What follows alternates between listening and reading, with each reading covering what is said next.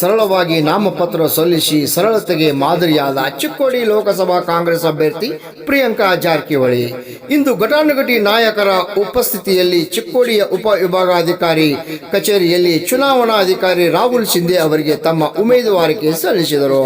ಯಾವುದೇ ಮೆರವಣಿಗೆ, ಆಡಂಬರ ಇಲ್ಲದೆ ಸರಳತೆಯೇ ತಮ್ಮ ತಂದೆಯ ಸಚಿವ ಸತೀಶ್ ಜಾರಕಿಹೊಳಿ ಹಾದಿಯಲ್ಲಿ ಸರಳತೆ ಮೆರೆದಿದ್ದು, ಯಾವುದೇ ದೊಡ್ಡ ಶಕ್ತಿ ಪ್ರದರ್ಶನ ತೋರದೆ ಜನರೇ ನಮ್ಮ ಶಕ್ತಿ ಎಂದು ಸರಳ ರೀತಿಯಲ್ಲಿ ನಾಮಪತ್ರ ಸಲ್ಲಿಸಿದರು.